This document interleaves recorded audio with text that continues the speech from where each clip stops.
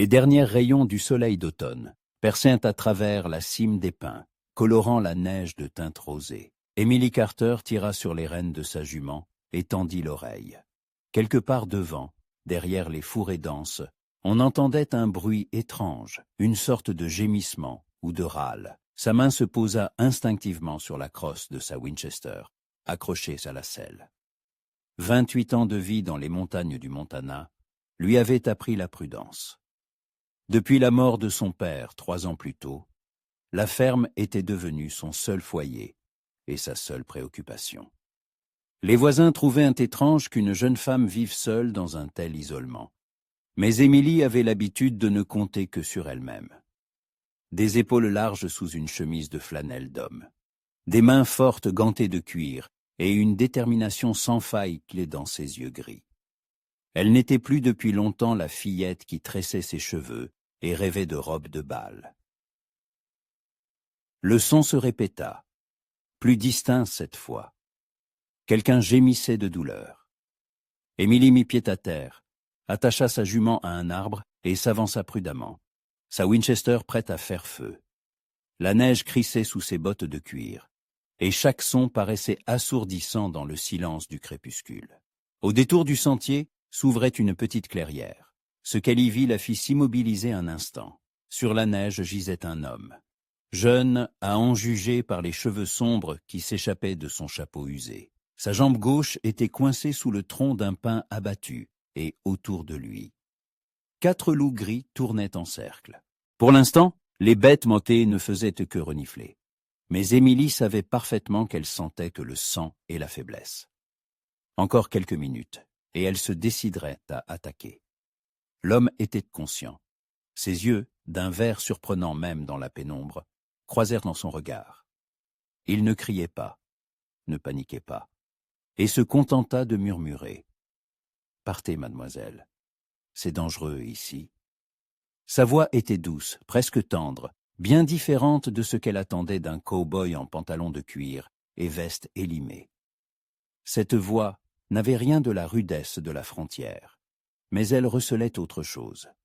Une intelligence, une éducation, comme si cet homme n'avait pas passé toute sa vie à la belle étoile.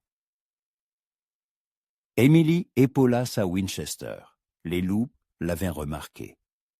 Le chef de la meute, un grand mâle arborant une cicatrice en travers du museau, se tourna vers elle et retroussa les babines. Ses crocs jaunes brillèrent sous les derniers rayons du soleil. « Restez immobile, » dit-elle à l'homme sans quitter les loups des yeux, « et ne faites aucun mouvement brusque. » Le premier coup de feu résonna en écho dans les montagnes. La balle passa à un pouce du museau du chef, en guise d'avertissement. Le loup recula d'un pas, mais ne s'enfuit pas. Ses yeux jaunes et intelligents l'étudiaient, évaluant la menace. Les autres bêtes s'étaient figées, attendant la décision de leur chef. « Allez-vous-en, » dit fermement Émilie, en réarmant son fusil. « Il n'y a rien pour vous ici. » La seconde de pause parut une éternité. Puis, le chef se détourna lentement et s'éloigna au petit trot vers la forêt. Les autres loups le suivirent, jetant de temps à autre un regard par-dessus leur épaule. Émilie ne baissa son arme que lorsque la dernière queue grise disparut parmi les arbres. Ce n'est qu'alors qu'elle s'approcha de l'inconnu. De près, il semblait encore plus jeune, 30 ans tout au plus. Son visage, malgré une barbe de plusieurs jours, avait des traits fins, presque aristocratiques. Il n'avait pas cette rusticité habituelle des gens d'ici, mais plutôt une expression de fatigue et de profonde tristesse. « Comment vous appelez-vous » demanda Émilie en s'accroupissant près du tronc. « Thomas Wells » répondit-il en grimaçant de douleur. « Tom, merci de ne pas m'avoir abandonné. Emily Carter, voyons ce qu'il en est de votre jambe. » Elle tâta prudemment le tronc du pin. L'arbre était épais, lourd, mais pas au point qu'elle ne puisse le déplacer. L'essentiel était de le faire, avec précaution pour ne pas aggraver la blessure. « Ça risque d'être douloureux, » prévint-elle. « Je suis prêt, » acquiesça Tom. Sa voix ne trembla que très légèrement. Émilie cala son épaule contre le tronc et commença à le soulever lentement.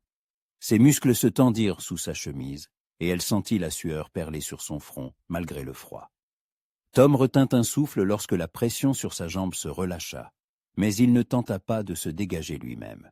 « Essayez de retirer votre jambe doucement, » dit Émilie à travers ses dents serrées. Tenir le tronc devenait de plus en plus difficile. Tom se libéra lentement du piège. Quand Émilie reposa l'arbre, il tenta de se lever, mais pâlit aussitôt et se laissa retomber sur la neige. « L'os est intact, » dit-il en palpant son tibia. « Mais c'est une grosse contusion. Merci, sans vous. Les loups attaquent rarement les humains, » répondit Émilie en s'essuyant les mains sur son pantalon. « Mais l'odeur du sang les rend plus audacieux. »« Comment êtes-vous arrivé ici ?» Tom hésita à répondre, et une ombre de méfiance traversa ses yeux verts. « Je traversais les montagnes. Mon cheval a eu peur de quelque chose, m'a désarçonné, et puis l'arbre est tombé. Le vent sans doute. » L'explication semblait plausible, mais quelque chose dans son intonation mit Émilie en alerte. Les hommes de la frontière voyageaient rarement seuls, surtout dans ces montagnes. Et ses vêtements, bien qu'usés, étaient de trop bonne qualité pour un simple cow-boy. « Où est votre cheval ?» demanda-t-elle. « Il s'est enfui, il est probablement rentré chez lui. »« Et où est votre chez vous ?»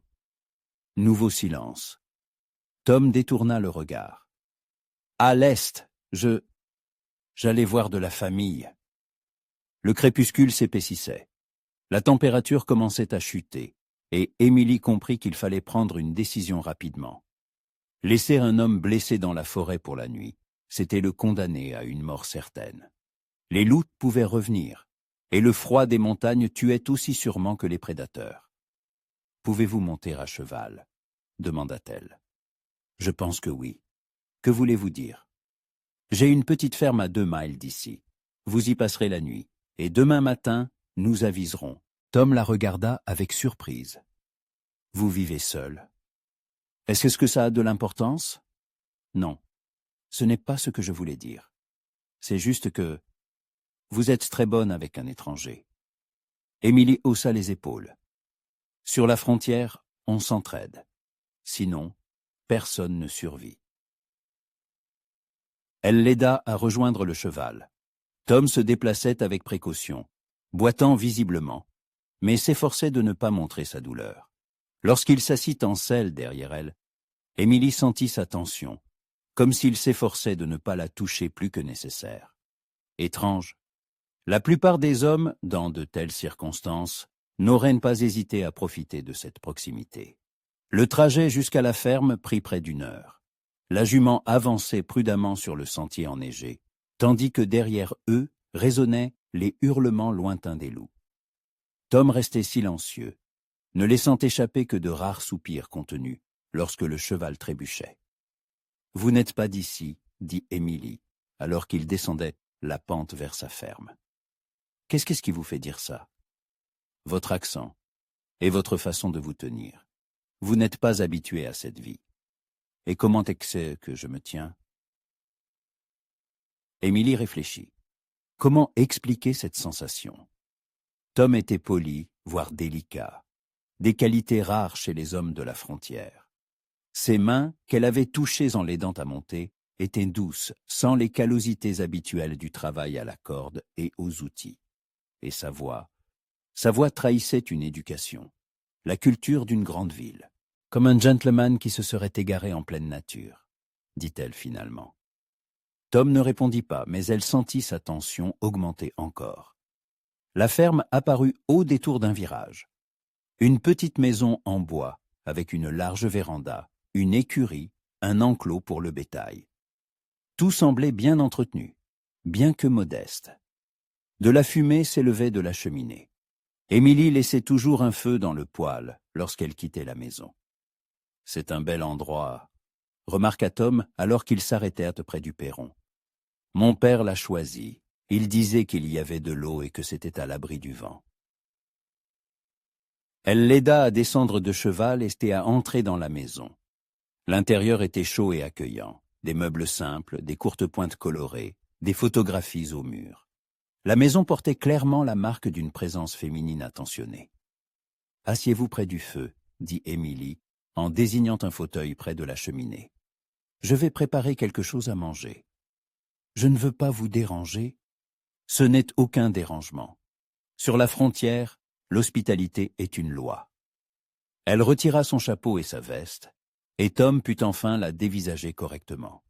Grande, bien bâtie, avec des cheveux blonds cendrés tressés simplement.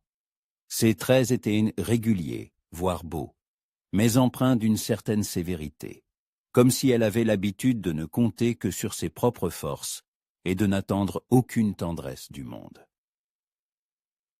Émilie raviva le feu dans le poêle et se mit à cuisiner. Ses gestes étaient assurés, économes.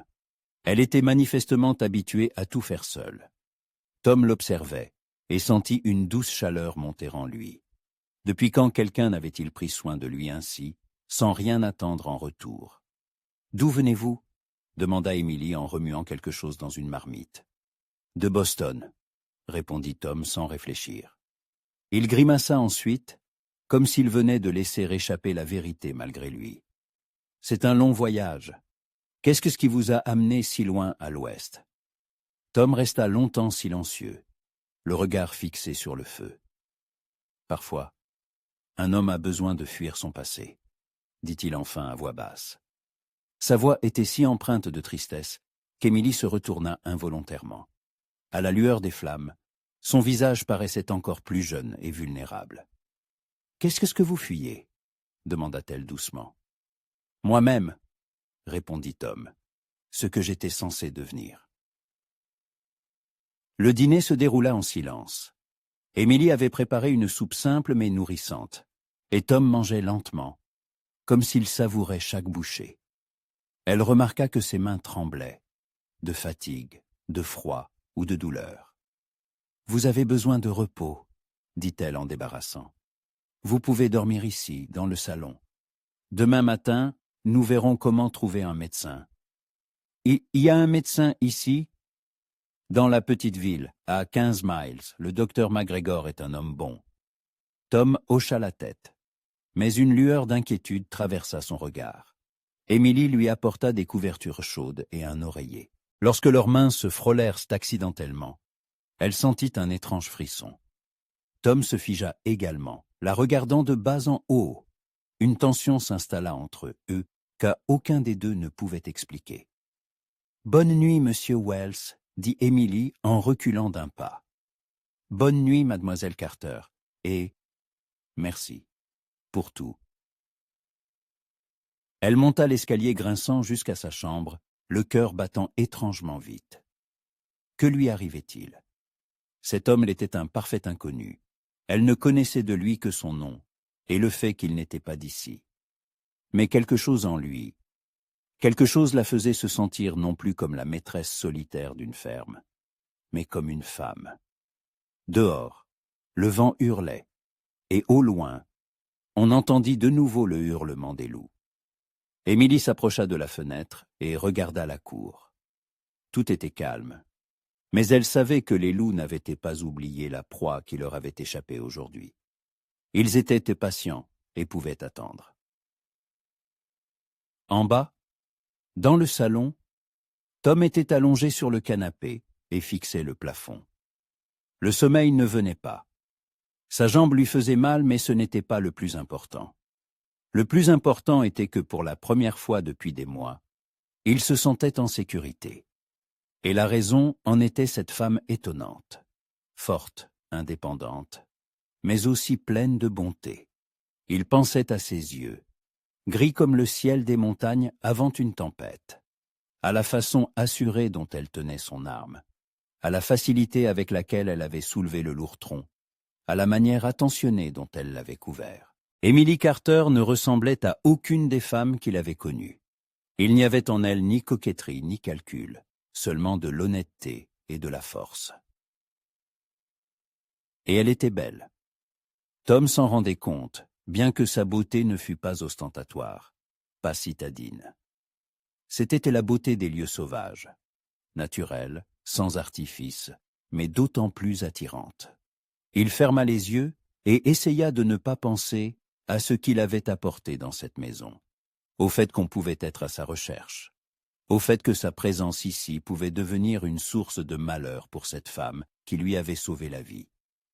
Dehors, le hurlement des loups se fit plus proche. Tom tressaillit involontairement et serra plus fort la couverture. Les loups n'étaient pas les seuls prédateurs dans ces contrées, et de loin, pas les plus dangereux. Émilie se réveilla avant l'aube au son de pas dans la cour. Sa main chercha instinctivement le revolver sur sa table de chevet, puis elle se souvint de son invité. Tom devait être sorti pour un besoin naturel. Elle repoussa la couverture et s'approcha de la fenêtre, pieds nus. Personne en vue dans la cour, mais des traces dans la neige menaient à l'écurie. Émilie fronça les sourcils. Que faisait-il là-bas? Enfilant rapidement ses bottes et jetant un châle sur ses épaules, elle descendit. Le canapé du salon était vide, les couvertures soigneusement pliées. L'air glacial de l'aube lui mordit le visage lorsqu'elle sortit. Une lanterne était allumée dans l'écurie, et on entendait des voix basses. Tom parlait à sa jument, Étoile. Émilie s'approcha doucement et jeta un œil par une fente de la porte. Tom se tenait près du cheval, lui caressant doucement l'encolure. Étoile, habituellement méfiante envers les étrangers, acceptait calmement sa caresse. Et lui, il lui murmurait quelque chose de doux, presque un chuchotement. « Tu es une beauté, n'est-ce pas? Aussi forte que ta maîtresse. Je parie que vous vous comprenez sans un mot. » Sa voix n'avait plus cette prudence qu'Émilie avait entendue la veille. Elle était naturelle, chaleureuse, et le cheval le sentait manifestement, posant même son museau sur son épaule. D'habitude, elle ne se laisse pas approcher par les étrangers, dit Émilie en entrant dans l'écurie. Tom se retourna, légèrement embarrassé. « Excusez-moi, je ne voulais pas vous réveiller. Je n'arrivais pas à dormir, et je l'ai entendu hennir. J'ai voulu vérifier si tout allait bien. Comment va votre jambe? Mieux. Le gonflement a diminué. Il fit quelques pas, et Émilie vit que sa claudication avait presque disparu. Tom remarqua son regard et sourit, pour la première fois depuis leur rencontre. Ce sourire transforma son visage, le rendant plus jeune et plus séduisant. « Vous avez un don, » dit Émilie en désignant l'Étoile. « Les chevaux sentent les gens bons. À Boston, nous avions une écurie. J'y passais plus de temps qu'à la maison. Pourquoi ?» Tom caressa une dernière fois Étoile et s'éloigna lentement. À la maison, c'était compliqué. Mon père estimait que le temps passé avec les chevaux serait mieux consacré au livre. Et ma mère pensait que l'odeur de l'écurie ne convenait pas à un gentleman. Et vous, qu'en pensiez-vous? Que les chevaux sont plus honnêtes que les gens. Ils ne font pas semblant et ne mentent pas par intérêt. Ces paroles étaient empreintes d'amertume. Émilie comprenait ce sentiment. Après la mort de son père, elle aussi avait découvert à quel point les gens pouvaient être hypocrites. Les voisins qui lui juraient leur amitié avaient disparu lorsqu'elle avait eu besoin d'aide. Les hommes qui la courtisaient ne s'intéressaient qu'à ses terres et à ses biens. « Venez prendre le petit déjeuner, » proposa-t-elle. Ensuite, nous déciderons de la suite. Pendant le petit déjeuner, Tom fut plus loquace.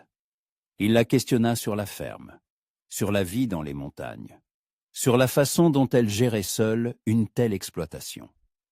Émilie répondait volontiers. Cela faisait longtemps qu'elle n'avait pas eu un interlocuteur qui l'écoutait avec un intérêt si sincère. « Mon père m'a tout appris, » racontait-elle en lui servant du café.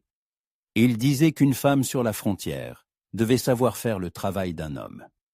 Les voisins le trouvaient un étrange, mais ils n'y prêtaient pas attention. C'était un homme sage. Et votre mère? Elle est morte quand j'avais 12 ans, la fièvre. Je suis désolé. Émilie haussa les épaules, mais Tom remarqua que son regard s'était assombri un instant. Sur la frontière, tout le monde perd des proches, ça fait partie de la vie ici. Mais ça ne veut pas dire que la douleur est moins grande. Elle le regarda, surprise. La plupart des hommes qu'elle connaissait considéraient que les émotions comme une faiblesse. surtout celle des femmes. Et celui-ci parlait de la douleur, comme s'il la connaissait intimement. « Vous aussi? Vous avez perdu quelqu'un » demanda-t-elle prudemment. Tom se figea, sa tasse à la main. Un long silence, puis un léger soupir. « Ma fiancée. Le mariage devait avoir lieu le mois dernier. Que s'est-il passé? Elle en a épousé un autre. Mon frère aîné. » Émilie sentit quelque chose se serrer dans sa poitrine. La douleur dans sa voix était si sincère, si fraîche. « Est-ce que ça vous fait mal d'en parler ?» Étrangement, non. Avec vous, c'est facile de parler. Peut-être parce que vous ne connaissez pas toute l'histoire. Vous ne jugez pas d'avance. Et qu'y a-t-il à juger? Tom posa sa tasse et regarda par la fenêtre. Dehors, un nouveau jour commençait. Le soleil se levait sur les sommets enneigés, peignant le ciel de teintes roses et dorées. Mon frère Charles est l'héritier de la fortune familiale. Intelligent, brillant, respecté de tous. Et moi, j'ai toujours été le cadet, l'option de secours. Helena a choisi celui qui pouvait lui offrir le plus. Alors elle ne méritait pas vos sentiments. Peut-être. Mais pendant 3 ans, j'ai été convaincu qu'elle m'aimait. 3 ans à faire des projets, à rêver d'une famille. Et il s'est avéré que pendant tout ce temps, elle attendait simplement que Charles la demande en mariage. Émilie se leva et s'approcha de la fenêtre à côté de lui. Épaule contre épaule, ils regardaient les montagnes s'éveiller. Le jour de leur fiançailles, j'ai compris que je ne pouvais plus rester à Boston, poursuivit Tom. Chaque coin de rue me la rappelait. Chaque endroit où nous étions allés ensemble. Et tous ces regards, pleins de pitié ou de malice. J'ai pris le premier train pour l'Ouest. Et où alliez-vous? Je ne sais pas. J'ai continué jusqu'à ne plus avoir d'argent. Puis j'ai acheté un cheval et j'ai poursuivi ma route. Je pensais trouver un endroit où je pourrais tout recommencer. Et vous l'avez trouvé? Tom la regarda et il y avait dans ses yeux verts quelque chose qui fit rougir Émilie. Peut-être, dit-il doucement. Cette étrange tension qu'Émilie avait ressentie la veille revint entre eux. Ils se tenaient très près l'un de l'autre, et elle pouvait voir les paillettes dorées dans ses yeux, sentir l'odeur de sa peau, une odeur propre et masculine.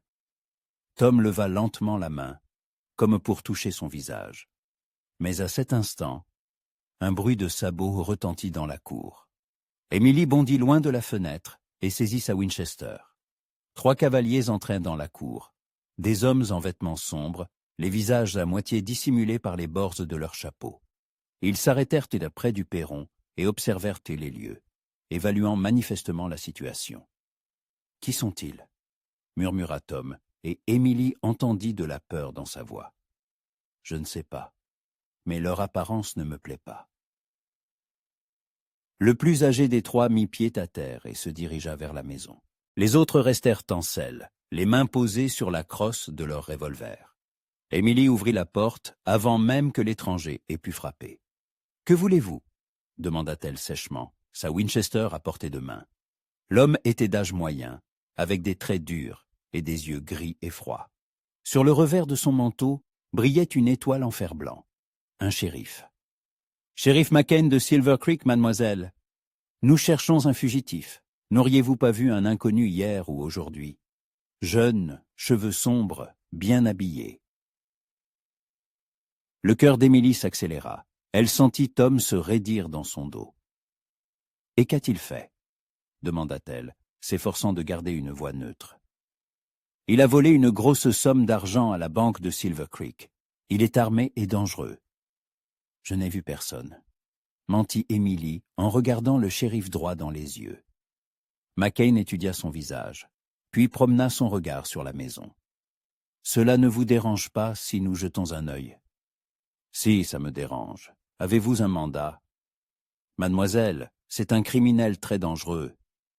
Avez-vous un mandat, oui ou non ?» Le shérif pinça les lèvres. Un de ses compagnons s'approcha. « Patron, on entre et on regarde. » Pourquoi résisterait-elle si elle n'a rien à cacher? Parce que c'est ma maison, répondit sèchement Emily. Et je n'y laisserai entrer personne sans motif légal. McCain la fixa longuement, puis hocha la tête. Très bien. Mais si vous voyez cet homme, prévenez-nous immédiatement. Il est très dangereux, surtout pour une femme vivant seule. Je n'y manquerai pas, promit Emily. Le shérif remonta en selle, mais ne semblait pas pressé de partir. Comment vont les affaires à la ferme, mademoiselle Carter? Avez-vous besoin d'aide? Je me débrouille. C'est dur pour une femme seule dans ces contrées. Peut-être devriez-vous penser au mariage. Je connais quelques hommes respectables. Merci de votre sollicitude, shérif. Au revoir. Emily referma la porte et s'adossa contre elle. Ses mains tremblaient sous la tension. Tom se tenait à côté, blanc comme un linge. « C'est vrai ?» demanda-t-elle à voix basse. « Vous avez braqué une banque ?»« Non, » répondit-il fermement. « Non, je vous le jure. »« Alors pourquoi vous cherche-t-il » Tom passa une main dans ses cheveux. « C'est une longue histoire, et je ne suis pas sûr que vous me croirez. Essayez. » Il s'approcha de la fenêtre et jeta un regard prudent à travers le rideau. Les cavaliers s'éloignaient, mais lentement, comme à contre-cœur. Il y a un mois, je suis arrivé à Silver Creek. J'ai loué une chambre à l'hôtel. Je voulais attendre la fin des chutes de neige. Le premier jour, une bagarre a éclaté au saloon. Un riche du coin, Jebediah Cross, battait une jeune femme, une des employées. Je suis intervenu. Et alors? Cross n'a pas l'habitude qu'on le contredise. Surtout un étranger de l'Est. Il m'a menacé, disant qu'il me ferait regretter mon intervention. Emily écoutait en silence. Il n'y avait pas de fausseté dans ses paroles, mais elle comprenait que ce n'était pas toute la vérité. Et après? Après, des choses étranges ont commencé à se produire. Quelqu'un a fouillé ma chambre. On me suivait. Et il y a 3 jours, une grosse somme a disparu de la banque. Et le seul suspect, c'était moi, l'étranger sans référence. Avez-vous un alibi? Non. À ce moment-là, j'étais seul, je me promenais aux alentours de la ville. Personne ne m'a vu. Émilie s'éloigna de la porte et s'assit dans le fauteuil. Sa tête tournait avec tout ce qu'elle venait d'entendre. Donc, vous n'alliez pas voir votre famille. Vous fuyez une accusation de vol. Oui, je comprends ce que ça peut laisser penser. Ça sonne comme la vérité, dit Émilie à sa propre surprise. J'ai entendu parler de Jebediah Cross. Il contrôle la moitié du comté et ne recule devant rien. Tom la regarda avec étonnement. Vous me croyez? Je ne sais pas. Mais mon intuition me dit qu'un homme qui parle si tendrement aux chevaux ne braque pas de banque. Pour la première fois depuis des jours, Tom sourit sincèrement. Merci, ça compte beaucoup pour moi. Mais ça veut dire qu'ils reviendront.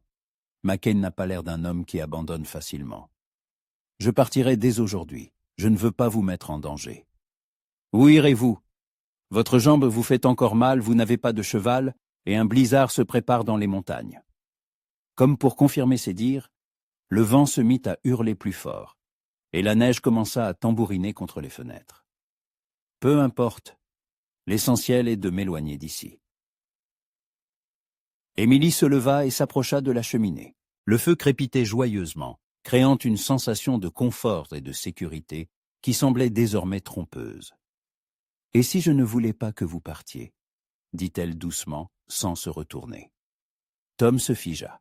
« Que voulez-vous dire ?»« Je veux dire que, pour la première fois en 3 ans, je ne me sens pas seule. Qu'avec vous, je me sens vivante. Et peu importe ce qu'on dit de vous à Silver Creek. » Elle se retourna et vit qu'il la regardait comme si elle était un miracle qu'il ne s'attendait pas à rencontrer. Émilie prononça-t-il son nom pour la première fois, et ce son lui coupa le souffle. Vous ne comprenez pas ce que vous faites. C'est dangereux de rester près de moi. Sur la frontière, tout est dangereux, mais je n'ai pas l'habitude de fuir le danger. Tom fit un pas vers elle, puis un autre. Il se tenait si près qu'Émilie sentait la chaleur de son corps. Pourquoi? Demanda-t-il d'une voix rauque. Pourquoi faites-vous ça? Je ne sais pas, répondit-elle honnêtement. Simplement, je sens que c'est la bonne chose à faire. Il leva la main et lui toucha doucement la joue. Le contact était léger, tendre, mais une chaleur se répandit dans tout le corps d'Émilie. « Vous êtes une femme extraordinaire, » murmura Tom. « Et vous n'êtes pas comme les autres hommes que j'ai connus. C'est une bonne ou une mauvaise chose. » Pour toute réponse, Émilie posa sa main sur la sienne. Ils se regardèrent dans les yeux, et le monde se réduisit à cet instant, à ce contact. Dehors, le blizzard hurlait, mais la maison était chaude. Et Émilie comprit que sa vie venait de basculer. Quoi qu'il arrive ensuite, elle ne serait plus jamais la même. Le blizzard fit rage pendant 3 jours. La neige recouvrit les fenêtres jusqu'à mi-hauteur, et le vent hurlait si fort qu'on aurait dit que la maison allait être arrachée de ses fondations. Émilie et Tom étaient enfermés ensemble dans le cocon chaleureux de sa maison, et chaque heure leur proximité devenait plus tangible. Tom se révéla être une aide inattendue. Il répara une marche d'escalier qui grinçait, resserra le pied chancelant d'une table, et réussit même à régler le clapet capricieux du poêle, avec lequel Émilie se débattait depuis 6 mois. Ses mains étaient agiles malgré leur douceur, et ses gestes trahissaient une habitude du travail de précision. « Où avez-vous appris tout ça ?» demanda Émilie, le regardant ajuster soigneusement une planche de bois. « J'ai étudié l'ingénierie à l'université, » répondit Tom sans lever les yeux de son travail. Mon père considérait que c'était une occupation digne pour un fils cadet. Moins prestigieux que le droit ou la médecine, mais pratique. Vous ne vouliez pas étudier l'ingénierie? Tom s'arrêta un instant, puis reprit son travail. Je voulais étudier la littérature. Je rêvais d'écrire des livres. Mais mon père a dit que ce n'était pas sérieux pour un homme de notre rang. Sa voix trahissait un vieux ressentiment. Émilie songea à la fréquence à laquelle les gens doivent enterrer leurs rêves pour répondre aux attentes des autres. Elle avait eu de la chance. Son père ne l'avait jamais forcée à faire ce qu'elle ne voulait pas. Et maintenant, vous rêvez toujours d'écrire? Je ne sais pas. Après tout ce qui s'est passé, j'ai l'impression que mes anciens rêves appartenaient à quelqu'un d'autre. Émilie s'assit par terre à côté de lui, ramenant ses genoux contre sa poitrine. Le feu crépitait dans la cheminée, le vent hurlait dehors, et entre eux régnait cette proximité particulière qui naît d'entre des personnes contraintes de compter l'une sur l'autre. « Parlez-moi d'elle, » dit-elle doucement, « de votre fiancée. » Tom posa ses outils et la regarda surpris.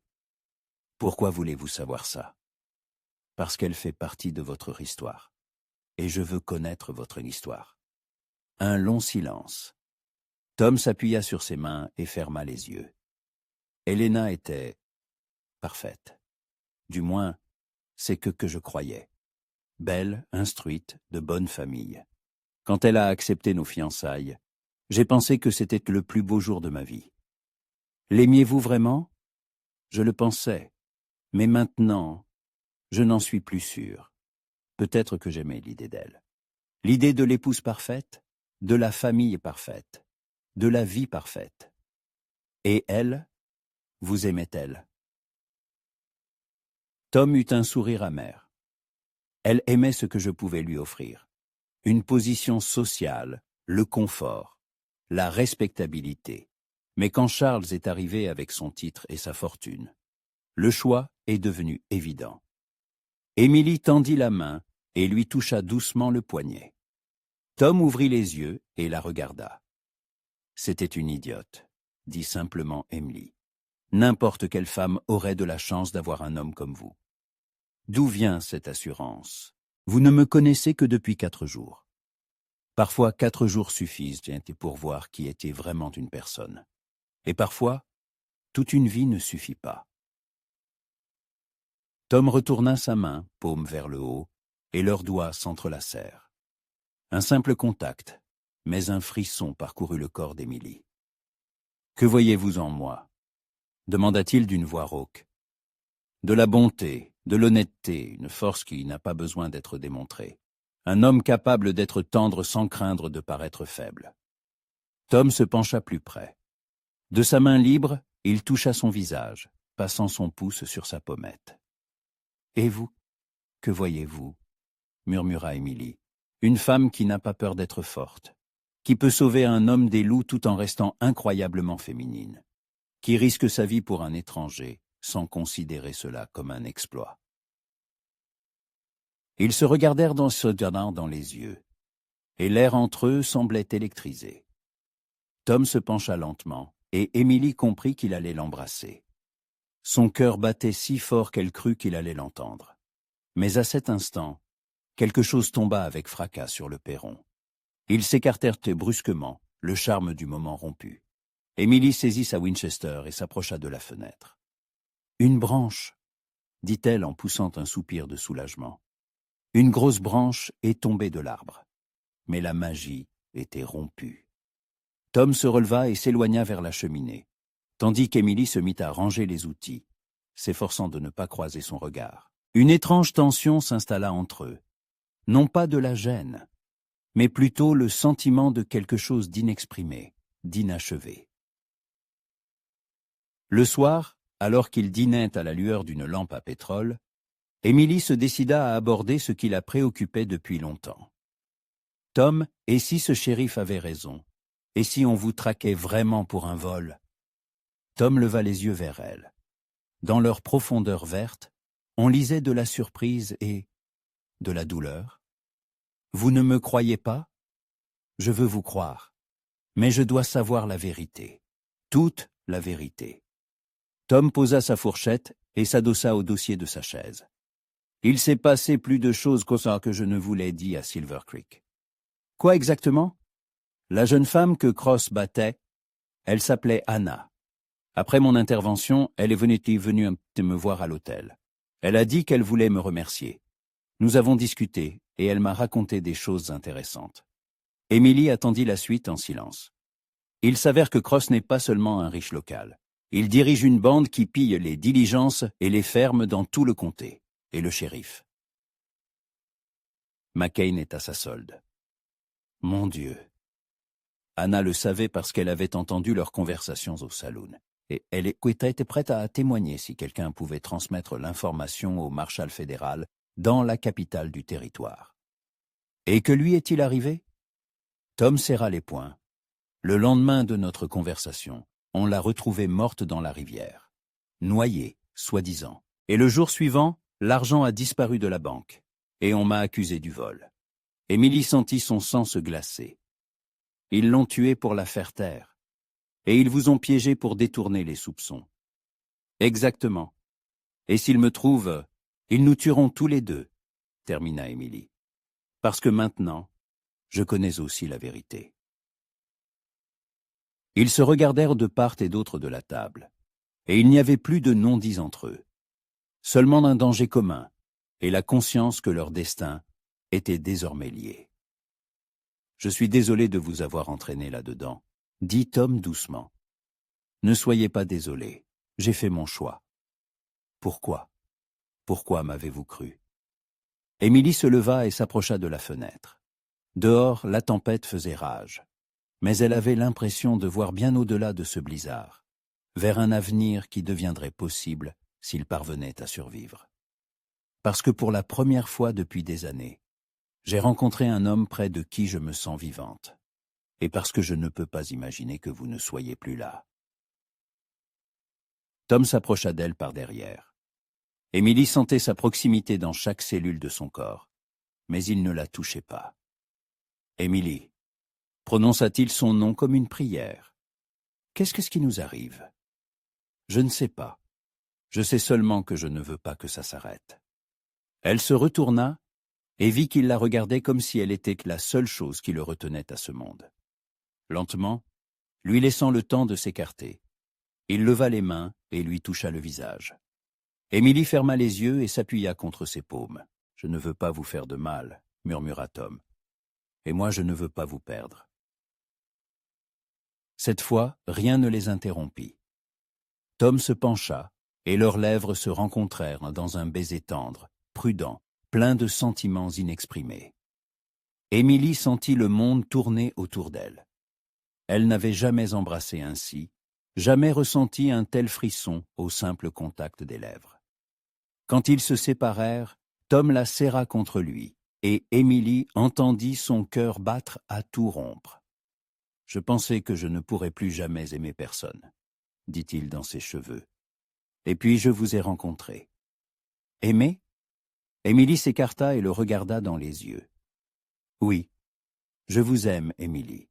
Probablement depuis le moment où vous avez chassé les loups. J'aime votre force et votre tendresse. J'aime votre façon de voir le monde, avec honnêteté et sans peur. J'aime... » Elle le fit taire d'un baiser. Celui-ci était plus passionné, plus exigeant. Il contenait tout ce qu'elle ne savait pas exprimer par des mots. « Et je vous aime aussi, » murmura-t-elle quand ils se séparèrent de nouveau. « Je ne sais pas comment c'est arrivé si vite, mais c'est la vérité. » Tom la serra fort dans ses bras, et ils restèrent ainsi, écoutant le hurlement du vent dehors. Quelque part là dehors, dans la tempête, le danger pouvait se cacher. Mais ici, dans la maison chaude, dans les bras l'un de l'autre, ils se sentaient invulnérables. « Qu'allons-nous faire ?» demanda Émilie. « Nous trouverons un moyen de prouver mon innocence.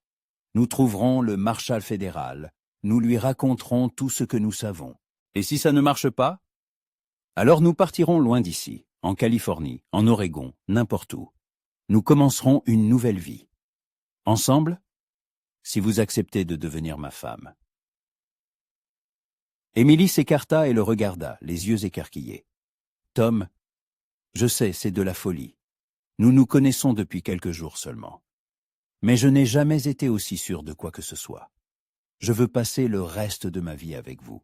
Je veux me réveiller à vos côtés chaque matin et m'endormir en vous tenant dans mes bras. Je veux construire une maison avec vous, avoir des enfants. » « Oui, » murmura Émilie. « Quoi ? » ?»« Oui, je vous épouserai. Oui, je veux être avec vous pour toujours. » Tom la souleva dans ses bras et la fit tournoyer dans la pièce. Et Émilie rit en l'enlaçant par le cou. Quand il la reposa, ils s'embrassèrent de nouveau, longuement, passionnément, comme pour exprimer toute la richesse de leurs sentiments. « Je vous rendrai heureuse, » promit Tom, « je vous le jure.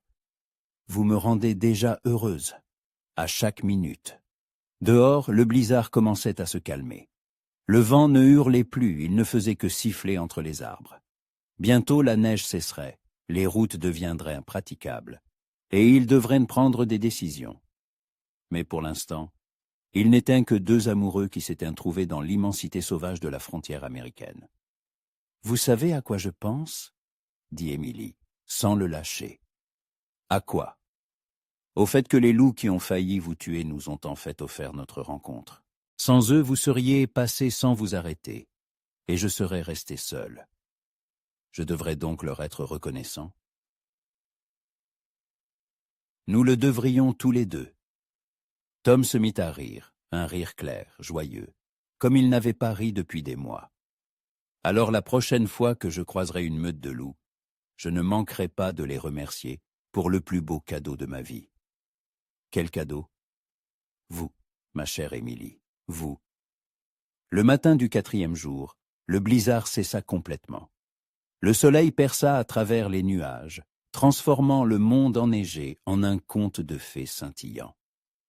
Émilie se réveilla dans son lit, mais son sommeil avait été agité.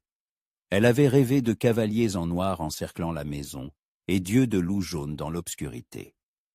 En descendant, elle vit Tom près de la fenêtre. Il était déjà habillé et tenait sa longue vue à la main. « Quelque chose ne va pas ?» demanda-t-elle en s'approchant.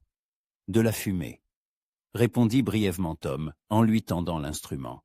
« Sur le versant est. » Émilie regarda dans l'oculaire et vit un mince filet gris s'élever derrière une crête rocheuse. Là. Fumée était trop régulière pour un feu de camp de chasseurs et trop éloignée de la ferme la plus proche. « Un feu de signalisation, » dit-elle, en baissant la longue vue. « Quelqu'un signale sa position. Ou coordonne des recherches. » Une compréhension muette passa entre eux. McCain n'avait pas abandonné ses tentatives de retrouver Tom. Le blizzard avait retardé la poursuite. Mais maintenant que les routes étaient praticables, la chasse reprenait. « Combien de temps avons-nous » demanda Tom. « S'ils savent tout chercher, quelques heures. S'ils ratissent toute la région, un jour, peut-être 2. » Émilie s'approcha d'un coffre dans un coin du salon et en sortit un sac en cuir contenant de l'argent, toutes les économies accumulées depuis la mort de son père. « Que faites-vous » s'étonna Tom. « Je me prépare. Nous ne pouvons plus attendre. » Émilie, non. C'est votre maison, votre ferme. Je ne vous laisserai pas tout abandonner à cause de moi. Elle se tourna vers lui, et il y avait une telle détermination dans ses yeux gris qu'il recula involontairement. Cette maison sans vous n'est que des murs et un toit, et une ferme sans l'homme que j'aime n'est que de la terre. Nous partons ensemble, ou je pars seul vous suivre. Choisissez. Tom la regarda longuement, puis s'approcha et la serra fort dans ses bras. « Qu'ai-je fait pour mériter une femme pareille » murmura-t-il dans ses cheveux. « Vous êtes simplement devenu qui vous êtes. » Les préparatifs prirent 1 heure. Émilie ne prit que le strict nécessaire. Des vêtements chauds, des armes, des provisions, les titres de propriété de la ferme et une photographie de ses parents. Tout le reste dut être laissé. Tom l'aida à sceller Étoile et la vieille jument de son père, qui n'avait pas travaillé depuis longtemps mais pouvait encore servir en cas d'urgence. « Où allons-nous » demanda-t-il alors qu'ils sortaient les chevaux dans la cour. « À Fort Benton, il y a un tribunal fédéral et un télégraphe. Si nous parvenons à y arriver vivants, nous pourrons contacter le marshal dans la capitale du territoire. C'est loin ? 3 jours de route à travers les montagnes. Peut-être 4 si nous sommes prudents. » Tom hocha la tête et l'aida à fixer les paquetages. Ses mouvements étaient assurés. Il avait beaucoup appris pendant ces quelques jours dans sa maison. Alors qu'il montait un tencel, Émilie jeta un dernier regard à sa maison. Peut-être ne la reverrait-elle jamais. « Des regrets » demanda Tom en remarquant son regard. « Non » répondit-elle fermement. « Je ne regretterai que ce que je n'ai pas fait. » Ils se mirent en route, se dirigeant d'abord vers le nord, vers un col de montagne. La neige était profonde. Les chevaux avançaient lentement, laissant des traces claires. Mais il n'y avait pas d'autre choix. Toutes les routes de la vallée étaient probablement bloquées. Les premières heures se déroulèrent calmement. Ils chevauchaient en silence, à l'écoute de chaque son. Seul le vent dans les pins et le crissement de la neige sous les sabots brisaient le silence. Mais vers midi, Émilie entendit ce qu'elle redoutait le plus, l'aboiement lointain de chiens. « Ils ont retrouvé notre piste », dit-elle en arrêtant son cheval. Tom s'arrêta également et tendit l'oreille. Les aboiements se faisaient plus forts. Les chiens approchaient. « Quelle est notre avance » demanda-t-il. « 1 heure, peut-être 1 heure et demie. Les chiens sont plus rapides que les chevaux dans la neige profonde. Alors il faut trouver une solution. » Émilie regarda autour d'elle. Ils se trouvaient sur une pente découverte, sans abri à proximité. Un groupe de rochers se dessinait devant eux, mais il fallait encore 1 mile pour l'atteindre. Derrière eux, la forêt s'épaississait, mais ils y seraient facilement rattrapés. « Il y a une possibilité, » dit-elle lentement, « mais elle est très dangereuse. » « Laquelle ?»« Une ancienne tanière d'ours à 1/2 mille d'ici. En hiver, les ours y dorment. Mais si nous parvenons à passer sans les réveiller, nous pourrons déboucher de l'autre côté de la crête. Les chiens n'oseront pas y aller. Ils sentent l'odeur des prédateurs. Et les hommes, oseront-ils? Ça dépend de leur désespoir. » Les aboiements des chiens devinrent clairement audibles. Émilie compta. Au moins 3 chiens, donc pas moins de 5 poursuivants. « Menez-nous à la tanière, » décida Tom. « Mieux vaut les ours que la potence. » Ils quittèrent le sentier et se dirigèrent à travers la neige fraîche vers la crête rocheuse. Les chevaux peinaient à avancer dans la neige profonde, mais la tanière n'était pas loin. Émilie connaissait ces lieux depuis l'enfance. Son père l'y emmenait chasser le cerf, lui interdisant formellement de s'approcher des repères d'ours. L'entrée de la grotte était presque cachée par la neige. Seule une étroite fente noire entre les rochers signalait le passage. Émilie mit pied à terre et s'approcha prudemment de l'entrée. Des profondeurs de la caverne s'échappait un air chaud et une odeur lourde de bêtes endormies. « Il faudra mener les chevaux par la bride, » murmura-t-elle, « et prier pour qu'ils ne hennissent pas. » Tom hocha la tête et descendit également. Étoile renâclait nerveusement, sentant le danger, mais obéit à sa maîtresse. La vieille jument était plus calme. Elle en avait vu d'autres. Ils pénétrèrent dans la grotte. L'intérieur était sombre et étouffant. Émilie marchait en tête, tâtant prudemment le chemin. Quelque part dans les profondeurs, on entendait une respiration lourde. Les ours dormaient, mais leur sommeil était léger. Un mouvement imprudent, un bruit trop fort, et ils se réveilleraient. « Attention !» chuchota Émilie lorsque Tom marcha sur une branche sèche. Le craquement leur parut assourdissant dans le silence de la caverne. Ils se figèrent, prêtant l'oreille. À droite, on entendit un reniflement mécontent, puis de nouveau, le silence. Le chemin continuait par un passage étroit entre des parois rocheuses. Les chevaux passaient à peine, et plusieurs fois, Émilie crut qu'ils allaient rester coincés. Mais peu à peu, le passage s'élargit, et une lueur apparut devant eux. Ils débouchèrent de l'autre côté de la crête, alors que le soleil déclinait déjà. Derrière eux se trouvaient les tanières d'ours, et avec elles, la poursuite. Du moins, pour un temps. « Vous pensez qu'ils nous suivront ?» demanda Tom, alors qu'ils s'étaient éloignés à une distance sûre. « McCain pourrait essayer, mais je doute que ces hommes osent. Les ours, même endormis, ne sont pas une plaisanterie. » Ils s'arrêtèrent pour la nuit dans un petit vallon protégé du vent par des rochers. Ils n'osèrent pas allumer de feu. La fumée aurait pu trahir leur position. Ils dînèrent d'un repas froid, partageant une seule couverture. « Vous ne regrettez pas de vous être lié à moi ?» demanda Tom en enlaçant les épaules d'Émilie. « Vous l'avez déjà demandé. La réponse est la même. Non. Même après aujourd'hui, après les ours et la poursuite ?» Émilie se tourna vers lui. Dans la pénombre, ses yeux paraissaient presque noirs. « Surtout après aujourd'hui. J'ai vu que vous étiez prête à risquer votre vie pour ne pas me mettre en danger, et que vous ne paniquez pas dans une situation critique. Et vous?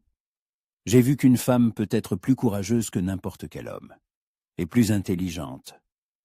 Nous formons une bonne équipe, dit Émilie. La meilleure. Ils s'embrassèrent sous le ciel étoilé, et ce baiser était spécial. Il contenait non seulement de la passion, mais aussi de la gratitude d'être en vie, d'être ensemble, d'avoir un avenir devant eux. « Tom, » murmura Émilie lorsque leurs lèvres se séparèrent. « Oui, je veux être votre femme, pas seulement aux yeux des gens, je veux l'être pour de vrai. » Tom se tendit dans ses bras. « Émilie, nous ne sommes pas mariés. Sur la frontière, il y a des lois plus importantes que celles de l'Église. La loi du cœur, par exemple. En êtes-vous sûr ?» Pour toute réponse, elle se pencha vers lui et l'embrassa avec une telle passion que tous ses doutes s'évanouirent. Sous la couverture, au milieu de la beauté sauvage d'une nuit de montagne, ils devinrent mari et femme au sens le plus vrai du terme. Le matin, un coup de feu les réveilla. Émilie saisit instantanément sa Winchester, mais Tom posa une main apaisante sur son épaule. « Des chasseurs, » dit-il en scrutant le lointain. D'après le son, ils sont loin. Mais la tranquillité fut de courte durée. 1 heure plus tard, ils virent de la fumée, non pas un signal cette fois, mais celle d'un incendie. Quelque chose brûlait dans la vallée d'où ils s'étaient enfuis. « Ma ferme, » murmura Émilie, la voix tremblante. Tom la serra dans ses bras, mais ne chercha pas à la consoler. Ils comprenaient tous les deux. McCain avait décidé de montrer ce qui arrivait à ceux qui aidaient les fugitifs. La maison où ils étaient tombés amoureux n'était plus que cendre. Maintenant, il n'y a plus de retour en arrière possible, dit Émilie en essuyant ses larmes. Et nous n'en avons pas besoin. Nous construisons une nouvelle vie, tu te souviens? Je me souviens. Seulement, maintenant, ce n'est plus un choix, mais une nécessité. Ils reprirent leur route vers Fort Benton, vers une nouvelle vie, vers la justice. Derrière eux, les cendres du passé. Devant, un avenir inconnu. Mais ils étaient ensemble, et cela signifiait qu'ils surmonteraient toutes les épreuves. Du moins, c'est ce qu'ils pensaient jusqu'à ce que, au détour d'un sentier de montagne, apparaissent des cavaliers en noir. 5 cavaliers formaient un demi-cercle bloquant le sentier. Le shérif McCain se tenait au centre, sa main droite posée sur la crosse de son colt. Les autres tenaient leurs fusils prêts. Il était impossible de reculer. Derrière Emily et Tom s'ouvrait un précipice abrupt. « Mademoiselle Carter, dit McCain en touchant le bord de son chapeau dans une révérence moqueuse. Quelle rencontre inattendue. Et en si intéressante compagnie. » Emily serra plus fort les rênes des toiles. La jument sentait la tension de sa maîtresse et piétinait nerveusement. À côté, Tom restait immobile, mais elle voyait ses épaules se raidir sous sa veste. « Que voulez-vous, shérif ?» demanda Emily, s'efforçant de garder une voix calme. « La justice, mademoiselle. Rien que la justice. Cet homme est un criminel dangereux, et vous l'avez aidé à se cacher. » Selon la loi, c'est de la complicité. « Quelle loi ?» rétorqua vivement Emily. « Vous n'avez même pas montré de mandat. » McCain sourit et tapota sa poche de poitrine. « Le voilà, le mandat. Tout frais, l'encre n'est pas encore sèche. Pour l'arrestation de Thomas Wells pour vol de banque et celle de ses complices. »« Des complices ?» intervint Tom pour la première fois. « De quels complices parlez-vous ? Vous pensiez que nous allions croire que vous avez agi seul. On ne dérobe pas une telle somme en solitaire. Quelqu'un a dû vous aider, quelqu'un du coin, qui connaît tous les sentiers secrets. » Le regard du shérif se posa sur Emily, et elle comprit que le piège s'était refermé. Ils avaient besoin d'un bouc émissaire plus sérieux qu'un gentleman fugitif de l'Est. Ils avaient besoin d'une habitante locale, que les voisins croiraient. « Vous êtes fou, dit-elle. « Je n'ai jamais mis les pieds à Silver Creek. » « Et qui a dit que le vol a eu lieu à Silver Creek ?» ricana un des adjoints du shérif, un homme maigre avec une cicatrice sur la joue. « Peut-être que vous avez volé ailleurs aussi. » Emily comprit qu'il pouvait leur imputer n'importe quel crime commis dans le comté, et qui mènerait l'enquête, surtout après la disparition des témoins. « Que voulez-vous » demanda Tom fermement. « Rendez-vous sans résister. Vous viendrez avec nous en ville, et il y aura un procès équitable. »« Équitable » répéta Tom avec un sourire amer. « Comme le procès d'Anna. » Le visage de McCain se durcit comme de la pierre. « Je ne connais aucune Anna. Bien sûr, les morts ne parlent pas. » Le shérif fit un signe à ses hommes, et ils pointèrent en leurs fusils sur les fugitifs. « Dernier avertissement. Jetez vos armes et descendez de cheval. » Emily évalua rapidement la situation. 5 contre 2, un terrain découvert, aucune issue pour la retraite. Mais à droite, à une 50aine de mètres, commençait une forêt dense. S'ils parvenaient à y pénétrer. « Tom, murmura-t-elle sans tourner la tête. Quand je dirai maintenant, galopez vers la forêt. Ne vous retournez pas, quoi qu'il arrive. Emily, non. Faites-moi confiance. » Elle leva lentement les mains, comme pour se rendre. Les adjoints du shérif se détendirent. La femme capitulait, comme prévu. Mais McCain était plus expérimenté. Ses yeux ne quittaient pas son visage. Et il fut le premier à remarquer le changement dans son regard. « Attention !» cria-t-il, mais il était trop tard. D'un geste brusque, Emily saisit sa Winchester et, d'un seul mouvement, lança Étoile au galop droit sur le tireur le plus proche. Le cheval percuta sa monture, qui s'effondra, écrasant son cavalier. Simultanément, elle cria « Maintenant !» Tom n'hésita pas. La vieille jument se révéla plus agile qu'on n'aurait pu le croire. Elle s'élança vers la forêt, entraînant Étoile et Émilie avec elle. Derrière eux, des coups de feu éclatèrent, des balles sifflèrent à leurs oreilles. « Poursuivez-les » hurlait McCain, « ne les prenez pas vivants !» Mais la forêt avait déjà englouti les fugitifs. Les sapins épais les protégeaient quintés de la poursuite, bien que les balles fassent craquer les branches et que des hennissements furieux se fassent entendre. « Vous êtes blessé ?» cria Émilie, alors qu'ils s'arrêtaient dans un petit vallon. « Non, et vous ?»« Non plus. Mais ils vont bientôt nous rattraper. Dans la forêt, les chevaux n'offrent qu'un faible avantage. » Tom mit pied à terre et l'aida à descendre. « Qu'allons-nous faire ?» Émilie regarda autour d'elle. Il se trouvait dans un endroit familier. Son père l'y avait amené lorsqu'il lui apprenait à pister le gibier. Quelque part non loin de là, il devait y avoir une vieille cabane de chasse. « Suivez-moi, dit-elle en prenant son fusil, et menez les chevaux sans bruit. » La cabane se trouvait exactement là où elle s'en souvenait, dans un fourré dense, presque caché par des sapins touffus. Petite, à moitié en ruine, mais avec une porte solide et des fenêtres étroites comme des meurtrières. « Ici, nous pourrons nous défendre, » dit Émilie en vérifiant le verrou de la porte. « Mais nous sommes piégés. S'ils nous trouvent, ils nous trouveront. Tôt ou tard, mais pas tout de suite, et ça nous donne le temps de réfléchir. » Ils attachèrent les chevaux derrière la cabane et inspectèrent rapidement leur refuge. L'intérieur était froid et humide, mais les murs semblaient solides. Dans un coin se trouvait un vieux coffre contenant des provisions de chasse, des cartouches, des biscuits secs, une boîte de poudre. « Combien de munitions avons-nous » demanda Tom. Émilie compta les cartouches dans ses poches et y ajouta celles trouvées dans le coffre. « Une trentaine de cartouches. Si nous tirons à coup sûr, nous pouvons tenir 1 heure, peut-être 2. Et après ? Après, nous verrons. » Tom s'approcha d'elle et lui prit les mains. « Émilie, pardonnez-moi. À cause de moi, vous avez perdu votre maison, votre ferme, et maintenant vous pourriez perdre la vie. Tom, regardez-moi. » Il leva les yeux, verts, pleins de désespoir et de culpabilité. « Je ne regrette rien. Vous entendez ? Rien. Mieux vaut vivre quelques jours d'amour que toute une vie de solitude. Mais nous avions des projets. Les projets peuvent changer. Pas l'amour. Soit il est là, soit il ne l'est pas.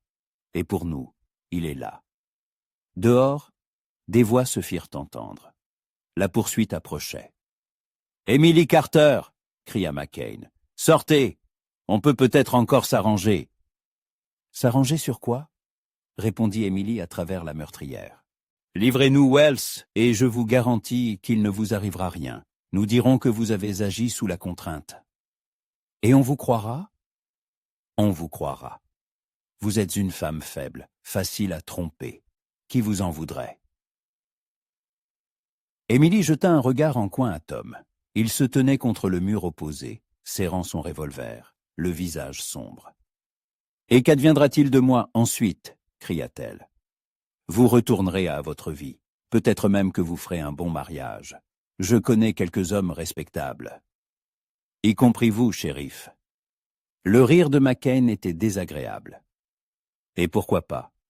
Vous êtes une belle femme, une bonne ménagère. Seul votre caractère pose problème. Mais ça se corrige. » « Allez au diable !»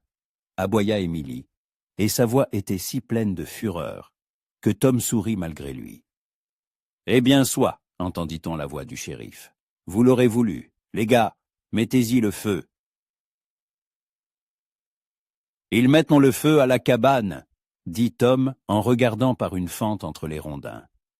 Effectivement, les hommes de McCain traînaient des branches sèches et des broussailles contre les murs. Dans quelques minutes, la cabane ne serait plus qu'une torche. « Il faut sortir, » dit Émilie. « Comment ? Ils nous abattront sur le champ. » « Pas sûr. Dans la fumée, ils ne verront pas grand-chose eux-mêmes. » Elle s'approcha du coffre et prit la boîte de poudre. « Qu'avez-vous en tête ? Détournez leur attention. » Émilie versa la poudre dans un bol en fer, y ajouta des balles et des clous du coffre. Elle venait de fabriquer une grenade artisanale. Quand ils mettront le feu, je ferai exploser ça près du Mureş. Dans la confusion, nous sortirons par le côté ouest et tenterons d'atteindre les chevaux. Et si ça ne marche pas? Émilie le regarda sérieusement. Tom, promettez-moi une chose. Laquelle? Si je suis tué et que vous survivez, ne cherchez pas à vous venger. Rejoignez le marshal fédéral, racontez-lui toute la vérité. Que justice soit faite selon la loi. Émilie, promettez-le. Je le promets. Et vous, promettez-moi de ne pas jouer les héroïnes. Nous sortons ensemble, ou pas du tout. Dehors, le feu se mit à crépiter. La fumée commença à s'infiltrer par les interstices entre les rondins. « C'est le moment », dit Émilie, en approchant une allumette enflammée de la mèche de sa grenade. « Je vous aime », dit Tom. « Et moi aussi, quoi qu'il arrive. » Elle lança la grenade par la fenêtre S. L'explosion fut assourdissante. Une pluie d'éclats s'abattit. Les hommes de McCain se précipitèrent dans cette direction en criant. « Maintenant !» cria Émilie. Ils sortirent en courant de la cabane en flammes et coururent vers les chevaux. Étoile hennit de peur en voyant sa maîtresse. Émilie sauta en selle sans utiliser les étriers.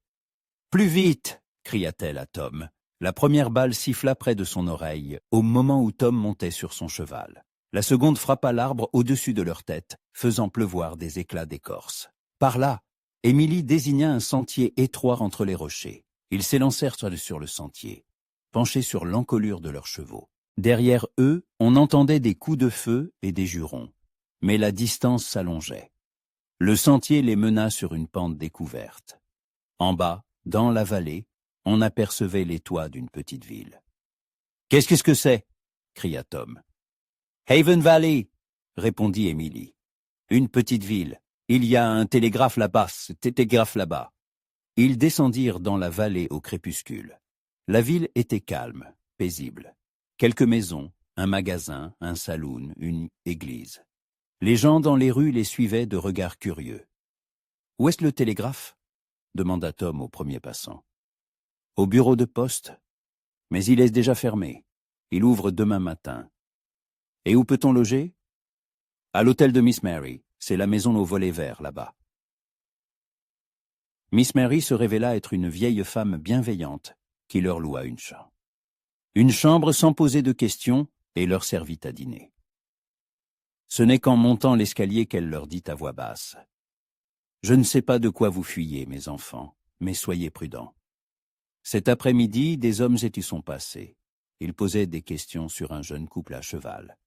Émilie et Tom échangèrent un regard. « Que leur avez-vous dit » demanda Émilie. « Que je n'avais vu personne de tel, mais ils ont promis de revenir demain. »« Merci, » dit Tom. « De rien, mon garçon, c'est juste que je n'aime pas ce shérif McCain. Il est bien trop cruel à mon goût. » Dans leur chambre, ils restèrent longtemps assis près de la fenêtre, regardant les rues tranquilles de la ville. Quelque part là dehors, dans l'obscurité, on les cherchait. Demain matin, McCain serait là. Il fallait donc agir vite. « Aurons-nous le temps d'envoyer un télégramme » demanda Tom. « Nous devons l'avoir. La poste ouvre à 7 heures. Si nous nous dépêchons. Et si nous n'avons pas le temps ?» Émilie se tourna vers lui. À la lueur de la lampe à pétrole, son visage paraissait fatigué, mais résolu. « Alors nous nous battrons jusqu'au bout, ensemble. »« Jusqu'au bout » acquiesça Tom en lui prenant la main. Dehors, la nuit tombait, la dernière nuit de leur fuite. Émilie se réveilla au son de pas sous la fenêtre. La lumière grise de l'aube filtrait à peine à travers les rideaux, mais elle comprit aussitôt que le moment était venu. Tom dormait à côté d'elle, la tenant dans ses bras, et son visage affichait une sérénité qu'elle n'avait pas vue depuis leur rencontre. « Tom » appela-t-elle doucement en se dégageant délicatement de son étreinte. « Réveille-toi. » Il ouvrit les yeux instantanément, comme un homme habitué au danger. « Que se passe-t-il ?»« Ils sont là, tu entends les voix. » Tom tendit l'oreille. Dehors, on entendait effectivement des voix masculines étouffées et le bruit de sabots. Macken était arrivé plus tôt que prévu. « Quelle heure est-il » demanda-t-il en s'habillant rapidement. « Environ 6 heures. La poste n'ouvre que dans 1 heure. Trop tard. Il faut trouver autre chose. » Émilie s'approcha de la fenêtre et jeta un regard prudent à travers une fente des rideaux. 5 chevaux se tenaient dans la cour de l'hôtel. Macken lui-même parlait à Miss Mary sur le perron. La vieille femme secouait la tête, mais le shérif insistait. « Miss Mary ne les laissera pas entrer, » dit Émilie, « mais elle ne les retiendra pas longtemps. »« Y a-t-il une autre sortie ?»« L'escalier de service qui mène à la cuisine, mais de là on nous verra tout de suite. » Tom s'approcha d'elle et lui passa un bras autour des épaules. Ils se tenaient près de la fenêtre, regardant les hommes venus pour les tuer, et chacun pensait à ses propres affaires. « Tu sais à quoi je pense » dit Tom doucement. « À quoi ?»« Au fait que je ne regrette pas un seul jour passé avec toi, même si c'est la fin. » Émilie se serra plus fort contre lui. « Et je ne regrette rien non plus. Mieux vaut avoir aimé et perdu que de n'avoir jamais aimé du tout. » Dehors, on frappa à la porte. Miss Mary disait quelque chose, mais la voix de Macken se faisait de plus en plus menaçante. « Émilie, » dit soudain Tom, « et si nous essayions de ne pas fuir? Que veux-tu dire? De les affronter, devant des témoins. Il y a des gens honnêtes dans cette ville. Peut-être que si nous disons la vérité... » Tom, c'est de la folie. Macken nous abattra sur le champ. Pas sûr. Il doit maintenir une apparence de légalité. Et si nous nous rendons volontairement, si nous exigeons un procès équitable. Émilie le regarda comme s'il avait perdu la raison. Quel procès équitable? Il est à la solde de Cross. Mais tout le monde en ville n'est pas corrompu. Miss Mary, par exemple. Elle nous a déjà aidés, ce qui signifie qu'elle doute de l'honnêteté de Macken. On frappa à la porte de leur chambre, avec insistance. « Miss Carter, Monsieur Wells !» cria Macken. « Je sais que vous êtes là. Sortez, ou nous entrons de force. » Émilie saisit sa Winchester, mais Tom écarta doucement sa main. « Essayons autrement. Faisons confiance aux gens. Des gens qui pourraient être aussi corrompus que Macken. Avons-nous le choix? Les munitions finiront par s'épuiser. Et alors? » Émilie hésitait. Chaque instinct lui criait que c'était un piège, qu'il ne fallait pas faire confiance à des étrangers. Mais Tom avait raison. Tôt ou tard, ils seraient attrapés de toute façon. Et peut-être y avait-il encore plus de gens honnêtes que de corrompus dans le monde. « Shérif Macken !»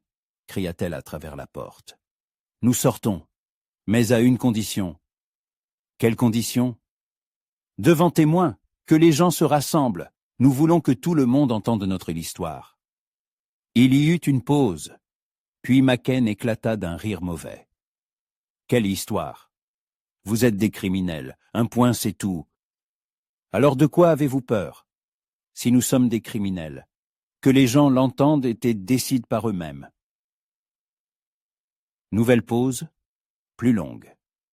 Émilie entendait Macken chuchoter avec ses hommes. « Très bien, » cria-t-il enfin. « Qu'il y ait des témoins, sortez les mains en l'air. » Tom et Émilie échangèrent un regard.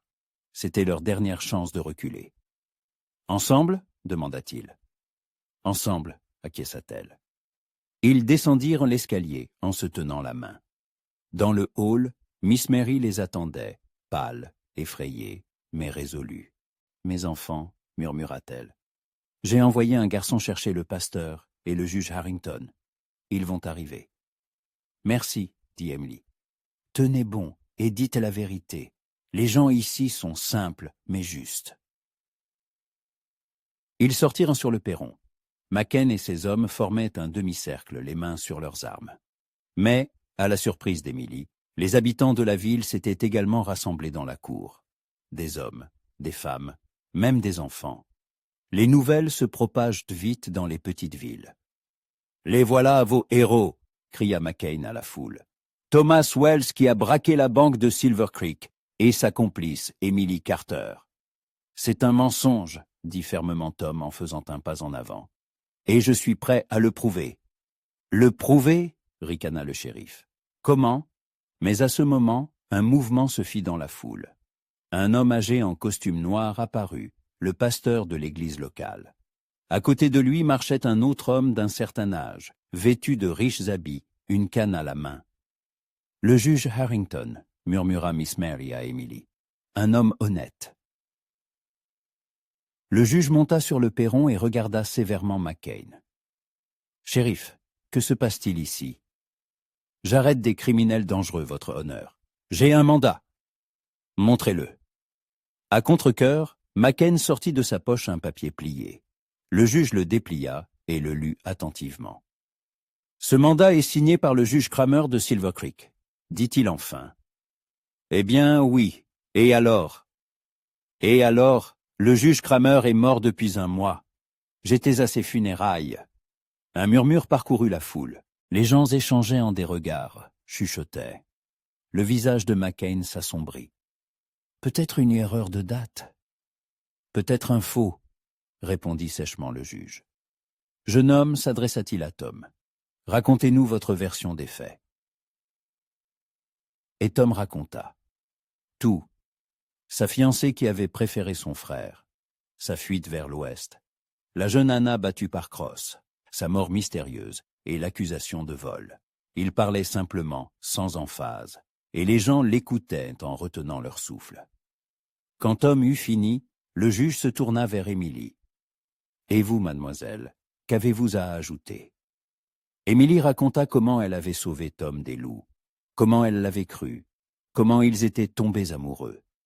Elle parla de sa ferme incendiée, de la poursuite à travers les montagnes, de l'explosion dans la cabane de chasse et de leur fuite jusqu'à cette ville.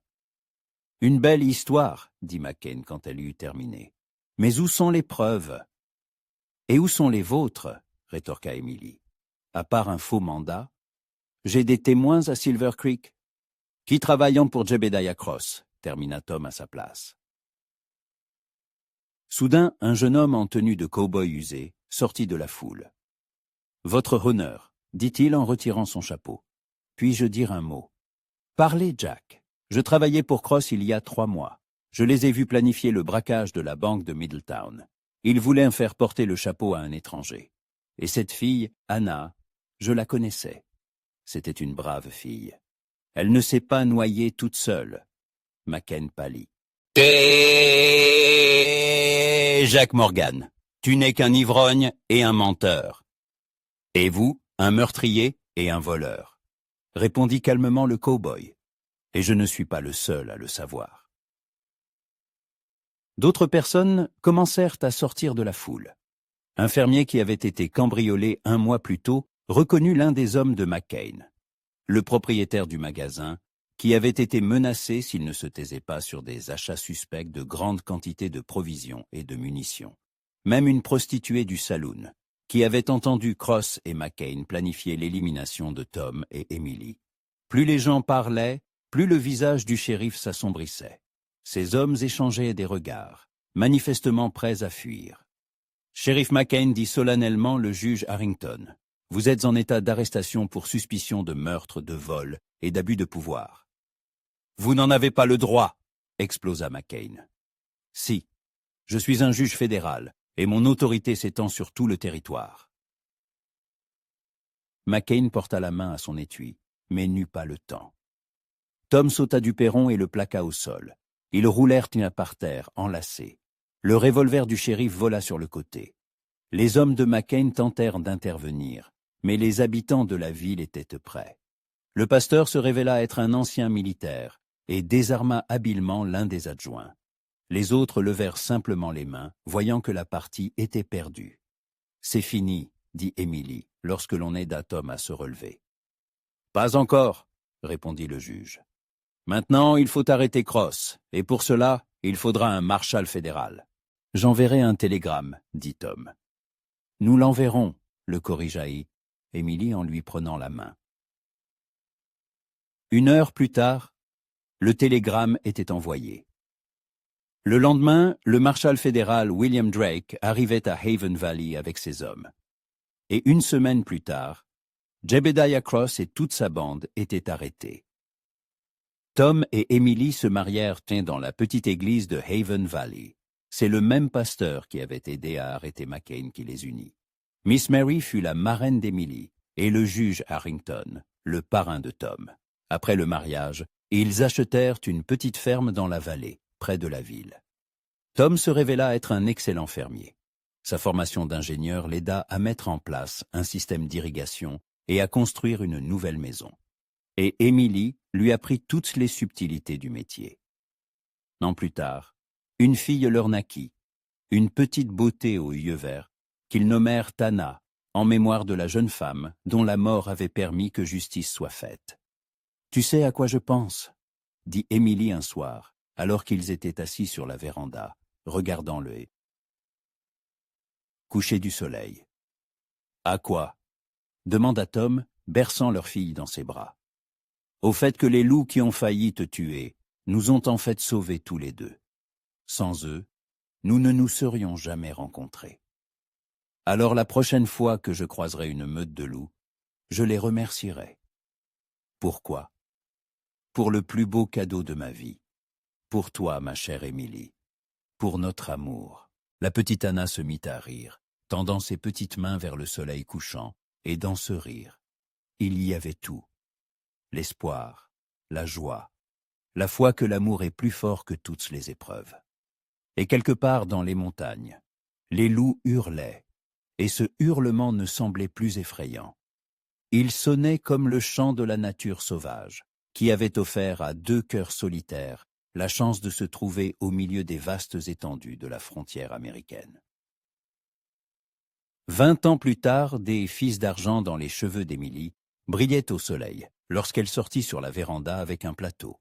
Le thé fumait dans des tasses en porcelaine, un luxe qu'il pouvait désormais se permettre. La ferme étant prospère, et Tom étant devenu l'un des hommes les plus respectés du comté. « Papa, raconte-nous l'histoire des loups », demanda Rose, 10 ans, la plus jeune de leurs 3 enfants. Tom sourit, levant les yeux de son livre. À 48 ans, il n'avait presque pas changé. Les mêmes yeux verts, le même sourire bienveillant. Seules les rides au coin de ses yeux s'étaient creusées, après de longues années sous le soleil du Montana. « Encore cette histoire, rit-il. Combien de fois l'ai-je déjà racontée ? » « Encore une fois, demandèrent les enfants en chœur. Émilie s'assit à côté de son mari, lui prenant la main par habitude. 20 ans de mariage n'avaient pas tué la tendresse entre eux.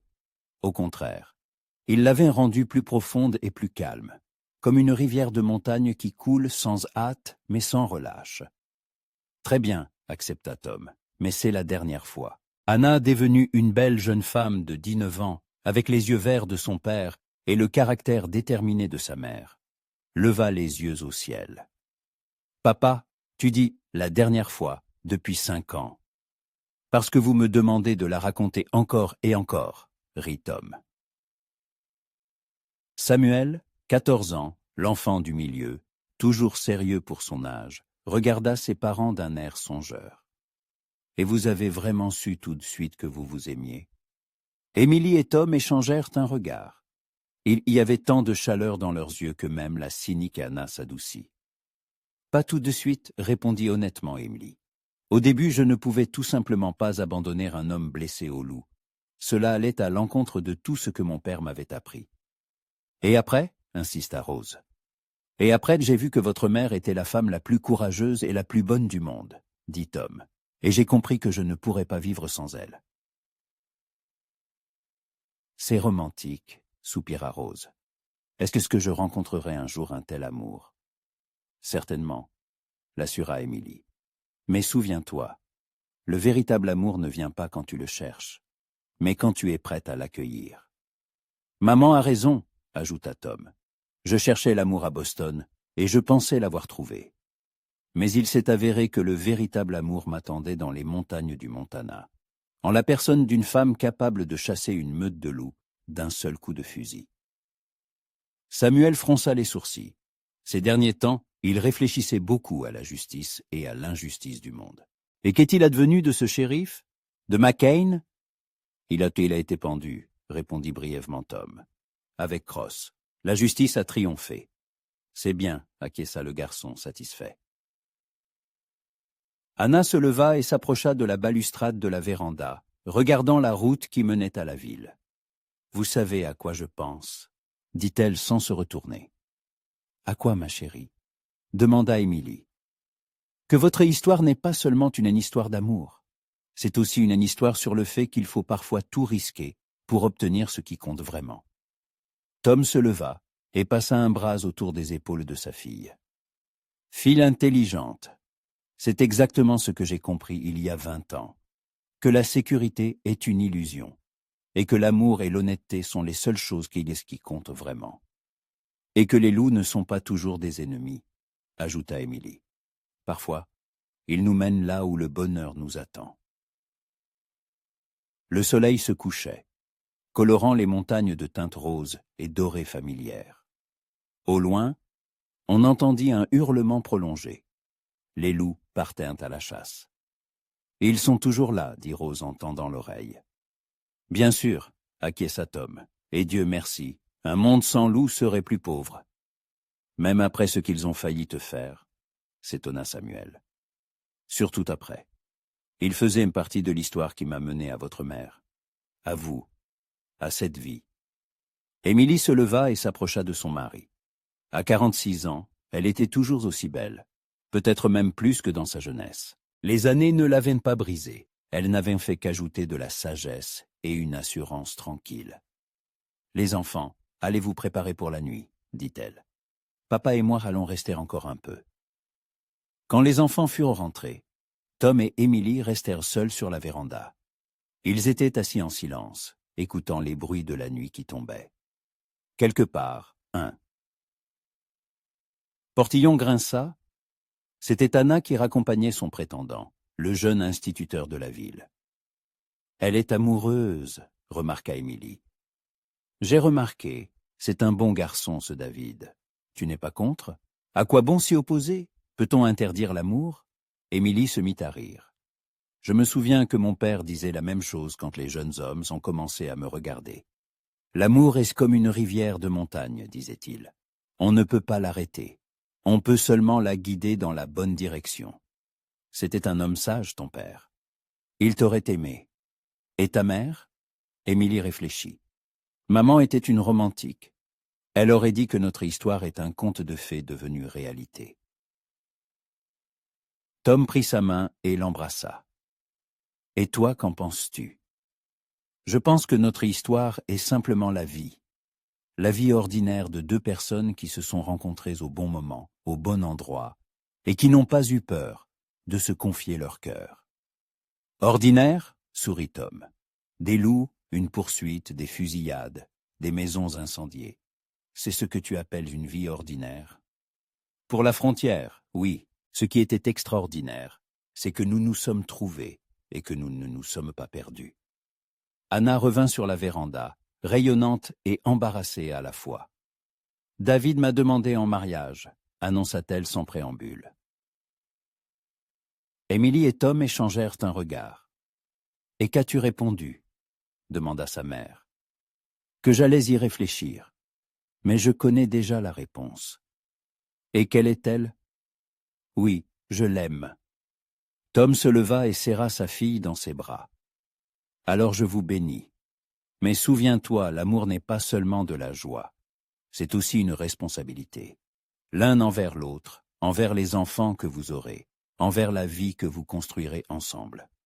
Je sais, papa, maman et toi me l'avez appris. » Quand Anna fut partie se coucher, Tom et Émilie restèrent seuls. La nuit était chaude, les étoiles brillaient si fort qu'on aurait dit qu'on pouvait les toucher. « On dirait que nous vieillissons, » dit Émilie. « Parle pour toi, » rit Tom. « Je me sens comme le même jeune homme de 28 ans qui traversait les montagnes et a rencontré la femme la plus extraordinaire de sa vie. » Flatteur. C'est la vérité. Émilie se blottit contre son épaule. « Tu sais ce que j'ai compris pendant toutes ces années ? » « Quoi » que le bonheur n'est pas quelque chose qui t'arrive. C'est ce que tu construis chaque jour, par de petits gestes, des mots gentils, en prenant soin de ceux que tu aimes. Et j'ai compris quelque chose d'important aussi, dit Tom. C'est que le foyer n'est pas un lieu. Ce sont les gens qui t'aiment et que tu aimes. Le hurlement des loups roula de nouveau sur la vallée, prolongé, triste et magnifique à la fois.